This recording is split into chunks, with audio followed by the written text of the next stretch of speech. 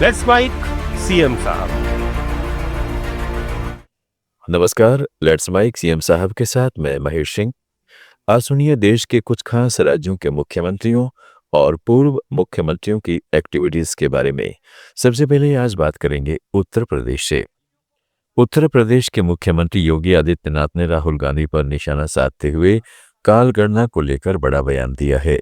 योगी आदित्यनाथ ने कहा कि काल गणना की परंपरा और ज्ञान भारत की प्राचीन विरासत का हिस्सा है।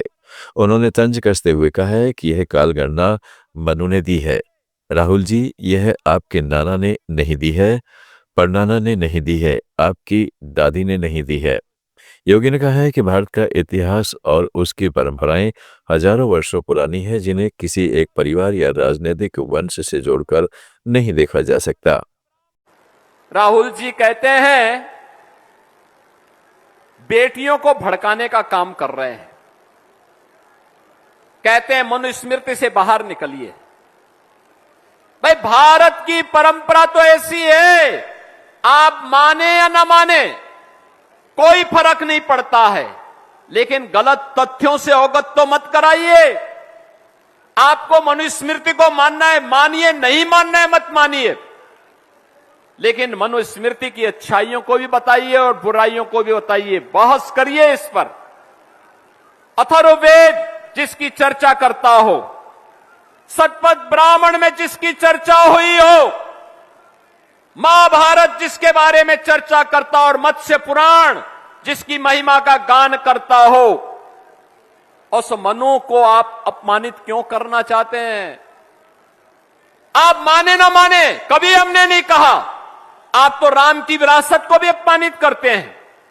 आपकी पार्टी ने तो कह दिया था कि राम हुए ही नहीं, लेकिन आज अयोध्या में कल भी आचरण आपकी पार्टी का और आपके नेताओं का आचरण देश ने देखा है, दुनिया ने देखा है। आप माने ना माने, लेकिन याद रखना, आज भी हर सनातनी जिस काल गणना को मानता है, वह काल गणना किसी और ने नहीं दी है। राहुल जी, वह काल गणना मनु ने दी है, और वह काल गणना है जब पलक झपकता है उसको निमेष कहते हैं। हमारे यहां काल गणना पलक झपकने को निमेष कहते हैं।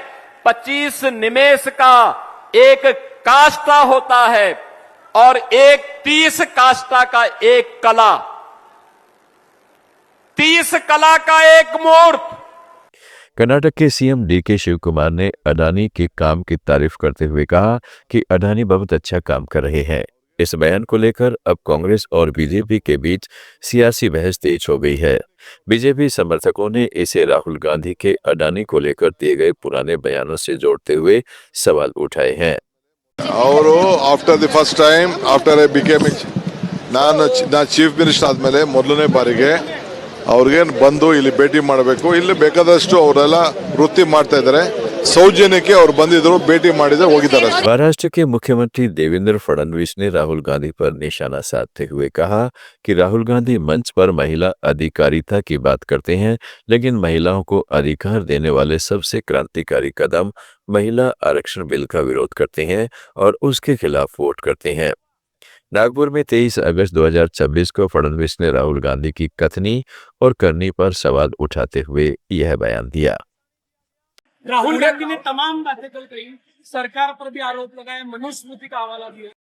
महिलाओं को देखिए, पहली बात तो यह है, आपने आज देखा होगा महाराष्ट्र की जो जेनजी, महाराष्ट्र के जो युवा आज इस मैदान पर थे, 25,000 लोग, कोई गाड़ियां नहीं लगाई गई, किसी को पैसा नहीं दिया गया, सारे के सारे लोग ऑर्गेनिकली यहां पर आए।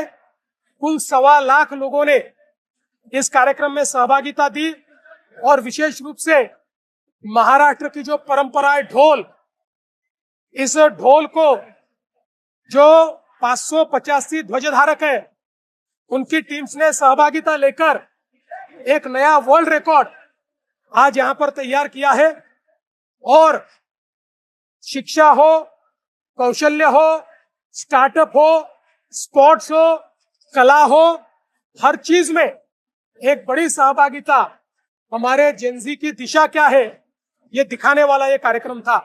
जहां तक राहुल गांधी का सवाल है, स्टेज पर आकर तो उन्होंने महिला अधिकारिता की बात कही, लेकिन महिलाओं को अधिकारिता देने का सबसे क्रांतिकारी कदम महिला आरक्षण बिल है, जिसको राहुल गांधी विरोध कर रहे हैं, जिसके खिलाफ वोट कर रहे हैं। महिलाओं को अधिकार देना नहीं चाहते। मैं ऐसा मानता हूं, खाने के दांत अलग है, दिखाने के दांत अलग है। हिमाचल प्रदेश के मुख्यमंत्री सुखविंदर सिंह सुक्खू ने हिमाचल की बेहतर जीवन शैली और स्वास्थ्य सुविधाओं को लेकर बड़ा बयान दिया है। वाराणसी में FHRAI कार्यक्रम के दौरान उन्होंने कहा है कि हिमाचल में 80 से 82 साल की उम्र में भी लोग स्वस्थ और सक्रिय नजर आते हैं। उन्होंने इसकी वजह स्वच्छ वातावरण, शुद्ध हवा और बेहतर खान पान को बताया। सुक्खू ने कहा है कि हिमाचल के स्थानीय उत्पादों को हिम-ईरा के जरिए लोगों तक पहुंचाया जा रहा है। साथ ही राज्य हेल्थ सेक्टर में रोबोटिक सर्जरी, AI और आधुनिक हेल्थ टेक्नोलॉजी पर तेजी से काम कर रहा है। उन्होंने कहा है कि आने वाले समय में हिमाचल हेल्थ टूरिज्म का बड़ा केंद्र बनेगा। एवरेज एज भी बता दूं मैं हिमाचल की। कई लोग जापान की एवरेज एज की बात करते हैं। हिमाचल में 80-82 में तो आदमी अच्छी तरह चलता है। अब 90 तक भी जाने स्टार्ट हो गया। जब अभी हमने एवरेज देखा, कई पेंशन रिटायर्ड कर्मचारी को देखा तो कई तो 95, 96, 100। क्यों? वातावरण अच्छा है, खान पान अच्छा है। आप वहां के लोकल फूड को देख लीजिए। हिमीरा हमारा ऑनलाइन प्रोडक्ट है, जिसमें सब natural apricot oil, walnut oil, ये सब आपको मिलेंगे। तो सारी चीजों को ट्रांसफॉर्मेशन करते हुए हेल्थ सेक्टर में भी हिमाचल प्रदेश बहुत आगे बढ़ रहा है।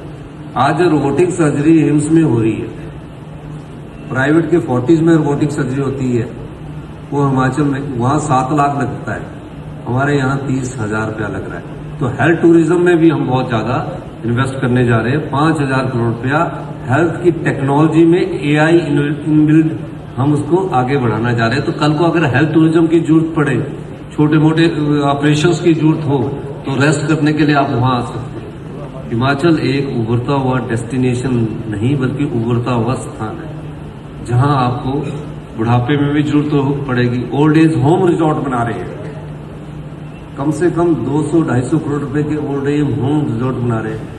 मध्य प्रदेश के मुख्यमंत्री मोहन यादव ने कहा है कि बदलते दौर में हमारे संस्थान केवल शिक्षा तक सीमित न रहें, बल्कि कौशल, शोध, नवाचार और उद्यमिता के सशक्त केंद्र बने। उन्होंने कहा कि आज के समय की यही सबसे बड़ी मांग है। मुख्यमंत्री ने कहा कि युवाओं को आधुनिक तकनीक और नए अवसरों से जोड़ना जरूरी है, ताकि वे रोजगार पाने वाले ही नहीं, बल्कि रोजगार देने वाले भी बन सकें।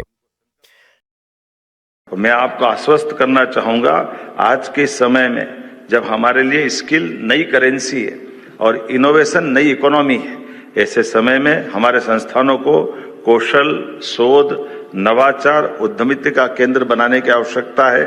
और पब्लिकेशन से पेटेंट तक, पेटेंट से प्रोटोटाइप तक, प्रोटोटाइप से एंटरप्राइजेस की इकोनॉमी और नॉलेज वैल्यू चेन की स्थापना करने के लिए हमको संकल्पबद्ध होना पड़ेगा।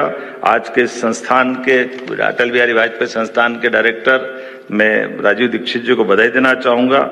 निश्चित रूप से आज के समय में अपने संस्थान के निर्माता या जिनके नाम पर ये रखा गया संस्थान, अटल बिहारी वाजपेयी जी के जीवन को हम देखें, जिनके मन में राष्ट्र धर्म, कर्म से राष्ट्र सेवा और चिंतन में अंत्योदय की जो अटूट भावना थी, वास्तव में संस्थान इसी प्रकार के कदम से उनके नाम पर सार्थक करते हुए ठोस कदम बढ़ाएगा। ऐसे ही देश के मुख्यमंत्रियों और पूर्व मुख्यमंत्रियों से जुड़ी हर बड़ी अपडेट के लिए सुनते रहिए लेट्स माइक सीएम साहब।